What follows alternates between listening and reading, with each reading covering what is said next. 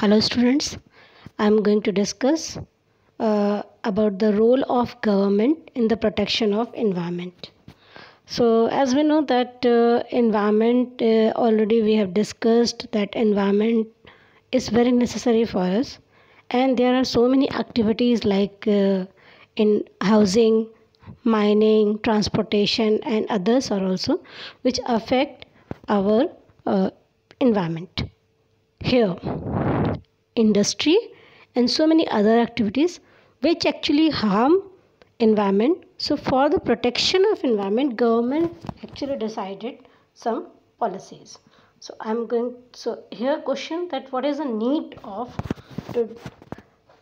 protection of environment?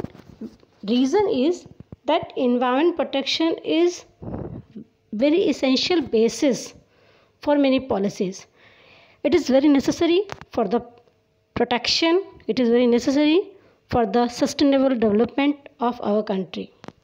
And these environmental problems that may be created because of any reason, but main reasons are that whatever the process of development we actually use here, that process of development sometimes they create negative effect. That suppose we develop an industry, so that industry actually gives so many influences and so many waste products that may harm our environment, and there are low policy, whatever the planning management that developed, that done by the industry, that is very poor. So that poor plant development of projects that may create the environmental problems, and the conditions of poverty and underdevelopment of a particular area that may create the problem in environment, as well as poverty and inadequate availability of resources that may create the problems. So we take all these things in our mind. We know that what actually government do to protect our environment. Government actually laid down two important articles in our constitution. That articles are Article 48A and Article 51A. These two articles are very important, and in these articles actually it states that states shall endeavor to protect and improve the environment and to safeguard the forest and wildlife in the country. Whatever the wildlife, whatever the forest present in our state, in our country, in a particular state, that will be protected by the state. And there are some powers that given to state. And reason, if you want to protect your environment, there should be a power, there should be a laws, there should be the legal rules, so that you can protect environment. Okay, so India actually incorporate these two articles, and India is the first country that have made provision in its constitution for professional improvement of environment. Correct?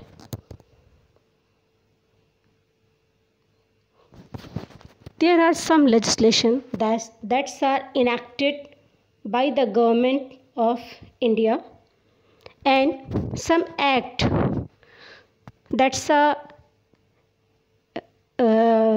imposed in on our country on behalf of government organization, and that acts are, the first one is Indian Explosive Act 1884.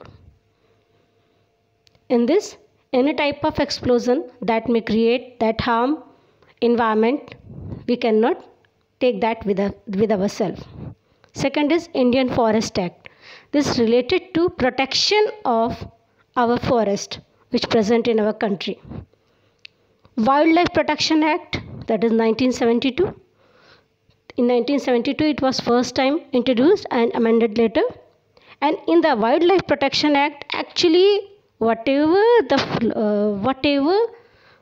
the animals living in the forest, for their protection, this act is applicable.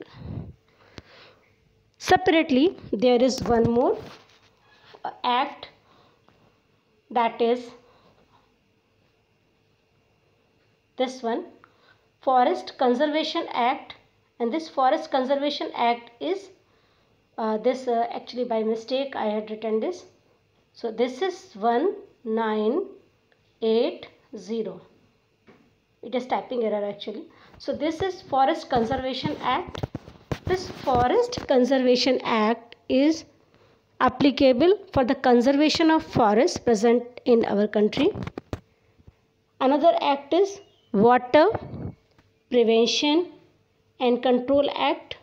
This Water Prevention and Control Act is first time introduced in 1974 and amended later in 1988. In this act, we take in our mind that purification of water is important, and any unwanted material nobody can mix in the water or in natural water reservoirs. Later, we will discuss about this act in detail. Next act is the Air Prevention and Control of Pollution Act. Actually, air pollution is very big problem of our country. So, for the prevention of air pollution and how can we control that, what is the role of government, that discussed in detail at here. First time this act was introduced by 1982. Next was the Environment Protection Act. That is actually a combined type of act where the whole environment protection that is considered here. Okay. To impose of this act on all over the India, we know about Central Pollution Control Board. The main work of Central Pollution Control Board are so many, but this Central Pollution Control Board it is governed by a ministry, that Pollution Control Board, Environment Protection Control Board in ministry. And as per the provision of Environmental Protection Act 1986, it is also something mistake at here, it is 1986, Central Pollution Control Board has so many powers. This Central Pollution Control Board work with state government, and there are some officers that are appointed in State Pollution Control Board.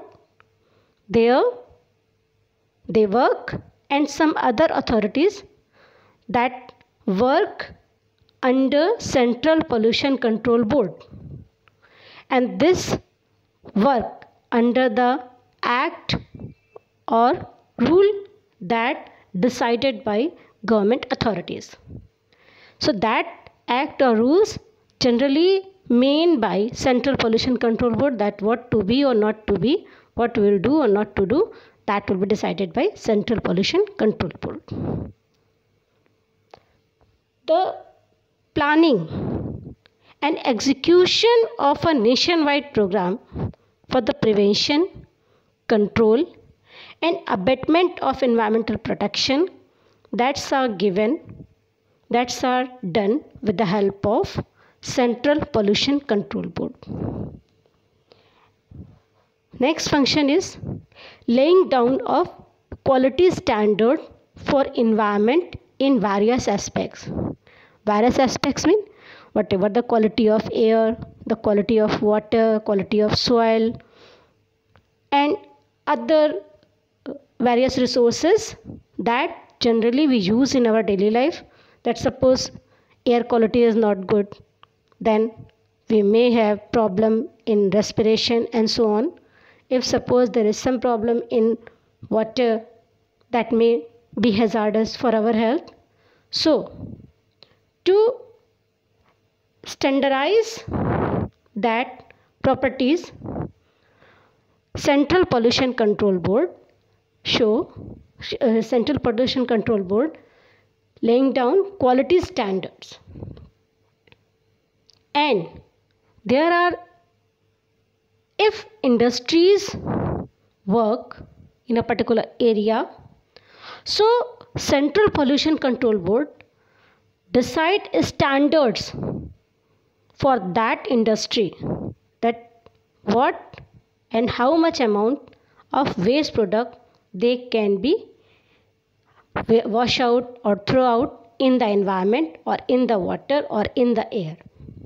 So laying down standards for emission or for the discharge of the waste product which may create pollution if that exceed at a particular level. If they exceed after the particular level, then they create the pollution. So the laying down that standard, that what is the permissible limit. Let's suppose hardness permissible limit is 200 milligram per liter.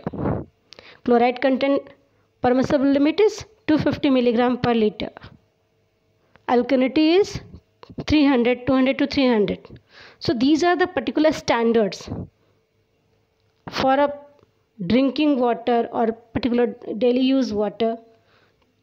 There are whatever the effluent, if any industry that dispose of that effluent in water, or there is some smoke or any other discharge of waste product of their industry, if suppose an industry do, that will be penalized. There are some restricted areas also decided by the Central Pollution Control Board that instruct that persons who want establish their industry or their operation, some operation. So there are some particular areas that are decided by the Central Pollution Control Board, and that restriction of areas in which any industry operation shall not be carried out or shall be carried out, but and with the subject of safeguard, mean what safeguard you will use if suppose you do that, otherwise you are not permitted. That restriction imposed by Central Pollution Control Board. Inspection of any premises, any plant, any machinery or a person, for the if suppose Pollution Control Board think yes, he or she, that particular person or their industry breaking the rules, so Central Pollution Control Board have authority for the inspection of any premises or for that particular place or whatever, just to protect our environment. That means you can't do such type of activity that actually create problem for our environment. And collection of information. Central Pollution Control Board can collect information in respect of material which are related to environmental pollution. Okay, mean this authority also have Central Pollution Control Board, and preparation of manuals, codes or guidelines that related to the prevention, control and abatement of the environmental pollution. So now up to this, I think it is clear in your mind. There are some list that is provided by Central Pollution Control Board for to do or not to do. Correct? That is main action of Central Pollution Control Board. Correct? Besides Central Pollution Control Board, there are State Pollution Control Board also. And that State Pollution Control Board actually whatever the instructions decided, whatever the instructions, whatever the manuals, whatever the codes, whatever the procedures that are decided by the Central Pollution Control Board, that's are applicable in a particular states, that by State Pollution Control Board. Here a chairperson is here, and that chairperson, that should be a senior person which have very sound knowledge about the matter of environment, related matter of environment, and he should be a senior person. And if suppose there is some water reservoir, and suppose there is that water reservoir have some specific quality parameters like hardness, like alkalinity, like chloride content, and so on, oxygen, dissolved oxygen, biochemical oxygen demand, etc., etc., etc. All that could be checked by the State Pollution Control Board. During Diwali, we know the quality of air becomes too much poor. After the Diwali, especially, that quality of air could be checked by the State Pollution Control Board, and if any person found creating such type of problems, he or she should be penalized or should be fined. That may be a person, that may be a industry, or that may be any house, and so. So State Pollution Control Board, whatever the functions of State Pollution Control Board, that's actually related to Central Pollution Control Board, and whatever the work decided by the Central Pollution Control Board, that's totally followed by the State Pollution Control Board. So these are the rule of the governments that actually government do for the protection of environment, and in due course government decides some rules, some guidelines, and also some NGOs also work on this. That NGO provide information to the persons, and if there is some problem, that NGO may go to court against that person or against that industry. Correct? So these are the main things that's actually done by the government. So main function of government agencies, that government agencies, the task of overseeing is well-being of environment in India is governed by Ministry of Environment and Forest. In short, this is termed as Ministry MOEF, and this Government of India, it is overall a nodal agency that have two parts, Central Pollution Control Board and State Pollution Control Board. And the functioning of State Pollution Control Board and Central Pollution Control Board, that's already I have discussed with you.